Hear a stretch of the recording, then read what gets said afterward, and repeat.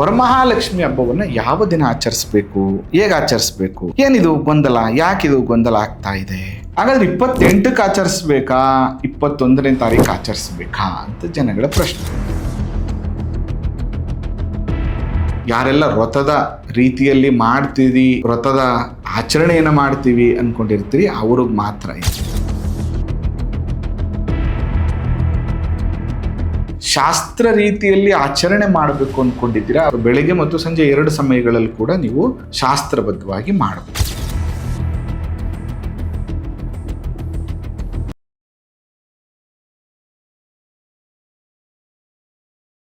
ಶ್ರೀ ಗುರುಭ್ಯೋ ನಮಃ. ಮಾಯಕಾರ ಪ್ರಭುವೇ ನಮಃ. ಗಣೇಶ ದೇವಿ ವಾಗ್ದೇವಿ ಮಮ ವಾಕ್ಯ ಸಿದ್ಧಿ ಕುರು ಸ್ವಾಹ. ಓಂ ನಮೋ ಭಗವತಿ ಚಾಮುಂಡೇಶ್ವರಿ ಮಲಯಾಳ ಸ್ವರೂಪಿಣಿ ಸರ್ವಸಿದ್ಧಿಕಾರಿಣಿ ಸತ್ಯಂ ಬ್ರೂಹಿ ಸ್ವಾಹ. ಆರಾಧ್ಯ ದೈವನಾಗಿರುವಂಥ ಮಲೆಮಹದೇಶ್ವರರನ್ನ ಮನದಲ್ಲಿ ನೆನೆಯುತ್ತಾ ವಿದ್ಯಾಗುರುಗಳ ತಂದೆ ತಾಯಿಯ ಪಾದಾರವಿಂದಗಳಿಗೆ ನಮಸ್ಕಾರವನ್ನು ಮಾಡ್ತಾ, ಜಗದ್ಗುರು ಪಂಚಾಚಾರ್ಯರನ್ನು ಬಸವಾದಿ ಶರಣರನ್ನ ಮನದಲ್ಲಿ ನೆನೆಯುತ್ತಾ, ನನ್ನೆಲ್ಲ ಪ್ರೀತಿಯ ಯೂಟ್ಯೂಬ್ ವಾಹಿನಿಯ ವೀಕ್ಷಕ ಬಂಧುಗಳಿಗೆ ನಿಮ್ಮ ಮೂಗೂರು ಮಧು ದೀಕ್ಷಿತ್ ಮಾಡುವಂಥ ಪರಿಪೂರ್ಣವಾದಂಥ ನಮಸ್ಕಾರಗಳು. ಇವತ್ತಿನ ಸಂಚಿಕೆಯಲ್ಲಿ ವರಮಹಾಲಕ್ಷ್ಮಿ ಹಬ್ಬದ ಬಗ್ಗೆ ತಿಳಿಸ್ಕೊಡ್ತಾ ಇದ್ದೇನೆ. ವರಮಹಾಲಕ್ಷ್ಮಿ ಹಬ್ಬ ಅತ್ಯಂತ ಶ್ರೇಷ್ಠವಾದಂತಹ ಹಬ್ಬ. ಈ ವರಮಹಾಲಕ್ಷ್ಮಿ ಹಬ್ಬವನ್ನು ಯಾವ ದಿನ ಆಚರಿಸಬೇಕು ಅನ್ನುವಂಥದ್ದು ತುಂಬ ಜನ ಗೊಂದಲ. ತುಂಬ ಜನ ಫೋನ್ ಮಾಡ್ತಾ ಇದ್ದಾರೆ, ತುಂಬ ಜನ ಮೆಸೇಜ್ ಮಾಡ್ತಾ ಇದ್ದಾರೆ, ಆಫೀಸಿಗೆ ಕಾಂಟ್ಯಾಕ್ಟ್ ಮಾಡ್ತಾ ಇದ್ದಾರೆ. ಖಂಡಿತ ನೋಡಿ, ವರಮಹಾಲಕ್ಷ್ಮಿ ಹಬ್ಬವನ್ನು ಯಾವ ದಿನ ಆಚರಿಸಬೇಕು, ಹೇಗೆ ಆಚರಿಸಬೇಕು ಅಂತ ಏನಿದು ಗೊಂದಲ, ಯಾಕಿದು ಗೊಂದಲ ಆಗ್ತಾ ಇದೆ ಅಂದರೆ, ನೋಡಿ, ಶಾಸ್ತ್ರ ಹೇಳುತ್ತೆ ಶ್ರಾವಣ ಮಾಸದ ಹುಣ್ಣಿಮೆಯ ಪೂರ್ವದಲ್ಲಿ ಬರುವ ಶುಕ್ರವಾರದ ದಿನ, ಶುಕ್ರ ಪೂರ್ವ ದಿಕ್ಕಲ್ಲಿ ಇರುವ ದಿನ ಅಂದರೆ ಅವನು ಪ್ರಜ್ವಲಿಸ್ತಾ ಇರಬೇಕು ಪೂರ್ವ ದಿಕ್ಕಲ್ಲಿ, ಅಂದಿನ ದಿನ ನೀವು ಈ ವರಮಹಾಲಕ್ಷ್ಮಿ ಹಬ್ಬವನ್ನು ಆಚರಿಸಬೇಕು ಅಂತ.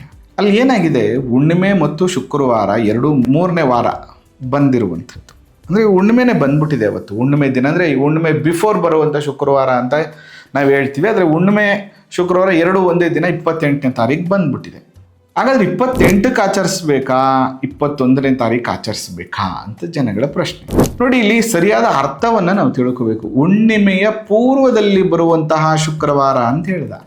ಹಾಗಾದ್ರೆ ಇಲ್ಲಿ ಏನಾಗ್ತಾ ಇದೆ, ಸಾಮಾನ್ಯವಾಗಿ ವರಮಹಾಲಕ್ಷ್ಮಿ ಹಬ್ಬ ಬರುವಂಥದ್ದು ಶ್ರಾವಣದ 2ನೇ ಶುಕ್ರವಾರವೇ ಬರುವಂಥದ್ದು. ಶ್ರಾವಣ ಮಾಸ ಪ್ರಾರಂಭ ಆದ 2ನೇ ವಾರ. ಇಲ್ಲಿ ಶುಕ್ರವಾರ 28ನೇ ತಾರೀಕು ಬಂದಿರೋದ್ರಿಂದ, ಹುಣ್ಣಿಮೆ ಇರೋದ್ರಿಂದ ಅದರ ಬಿಫೋರ್ ಶುಕ್ರವಾರ ಯಾವ್ದು ಬರುತ್ತೆ, 21ನೇ ತಾರೀಕು ಆಗುತ್ತೆ. ಅದರ ಜೊತೆಗೆ ಹುಣ್ಣಿಮೆ ಪ್ರಾರಂಭ 27ನೇ ತಾರೀಕು ಬೆಳಗ್ಗೆ 9:09 ಪ್ರಾರಂಭ ಆಗಿರೋದ್ರಿಂದ, ನೀವು ಯಾರೆಲ್ಲ ವರಮಹಾಲಕ್ಷ್ಮಿ ಹಬ್ಬವನ್ನು ಶಾಸ್ತ್ರ ರೀತಿಯಲ್ಲಿ ಆಚರಣೆ ಮಾಡಬೇಕು ಅಂದ್ಕೊಂಡಿದ್ದೀರಾ, ಅವರು 21ನೇ ತಾರೀಕು ಹಬ್ಬವನ್ನು ಆಚರಣೆ ಮಾಡಬೇಕು.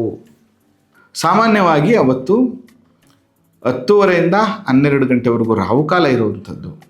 ಅದರಿಂದ 10 ಗಂಟೆ ಒಳಗಡೆ ನೀವೆಲ್ಲರೂ ಕೂಡ ಪೂಜೆಯನ್ನು ಮುಗಿಸ್ಕೊಳ್ಳಿ. ಅಥವಾ ಸಾಯಂಕಾಲ ಗೋಧೂಳಿ ಮುಹೂರ್ತ 5:30ಯಿಂದ 7 ಗಂಟೆಯ ಸಮಯದಲ್ಲಿ ನೀವು ವರಮಹಾಲಕ್ಷ್ಮಿ ಪೂಜೆಯನ್ನು ಬೆಳಗ್ಗೆ ಮತ್ತು ಸಂಜೆ 2 ಸಮಯಗಳಲ್ಲಿ ಕೂಡ ನೀವು ಶಾಸ್ತ್ರಬದ್ಧವಾಗಿ ಮಾಡಬಹುದು.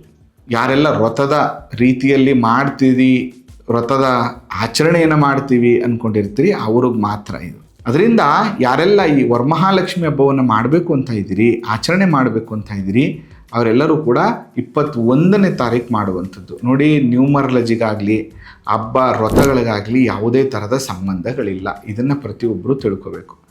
ವರಮಹಾಲಕ್ಷ್ಮಿ ಯಾವುದೋ ಒಂದು ದಿನ ಬಂದ್ಬಿಟ್ಟಿದೆ ಒಳ್ಳೆಯದು, ಯಾವುದೋ ದಿನ ಬಂದ್ಬಿಟ್ಟಿದೆ ಕೆಟ್ಟದ್ದು, ಆ ಥರ ಶಾಸ್ತ್ರದಲ್ಲಿ ಎಲ್ಲೂ ಉಲ್ಲೇಖಗಳಿಲ್ಲ.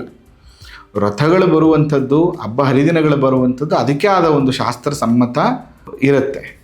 ಅದರಿಂದ ನೀವು ಒಂದು ಮುಹೂರ್ತದಲ್ಲಿ ಹೇಗೆ ಹೇಳ್ತಾರೆ ಯಾವ ದಿನ ಬರಬೇಕು ಅಂತ, ಅದೇ ಥರ 2ನೇ ಶುಕ್ರವಾರ, ಶ್ರಾವಣದ 2ನೇ ಶುಕ್ರವಾರ ಅಥವಾ ಹುಣ್ಣಿಮೆಯ ಪೂರ್ವದಲ್ಲಿ ಶುಕ್ರನಿರುವಾಗ ಈ ಹಬ್ಬವನ್ನು ಆಚರಣೆ ಮಾಡಬೇಕು. ಅದರಿಂದ ಯಾರೆಲ್ಲ ಹಬ್ಬ ಆಚರಣೆ ಮಾಡಬೇಕು ಅಂತ ಇದ್ದೀರಿ, ಅವರೆಲ್ಲರೂ ಕೂಡ 21ನೇ ತಾರೀಕು ಈ ಹಬ್ಬವನ್ನು ಆಚರಣೆ ಮಾಡಿ ಅಂತ ಹೇಳ್ತಾ, ಮುಂದಿನ ಸಂಚಿಕೆಯಲ್ಲಿ ವ್ರತದ ಬಗ್ಗೆ ಒಂದಷ್ಟು ವಿಷಯಗಳು, ವ್ರತಕಥೆಯಲ್ಲಿ ಬರುವಂತಹ ವಿಶೇಷಗಳು, ಜೊತೆಗೆ ನೀವು ಏನೆಲ್ಲ ತಪ್ಪು ಮಾಡಬಾರ್ದು ಎಲ್ಲವನ್ನು ಮುಂದಿನ ಸಂಚಿಕೆಯಲ್ಲಿ ತಿಳಿಸ್ಕೊಡ್ತೀನಿ ಅಂತ ಈ ಸಂಚಿಕೆಯನ್ನು ಮುಗಿಸ್ತಾ ಇದ್ದೇನೆ.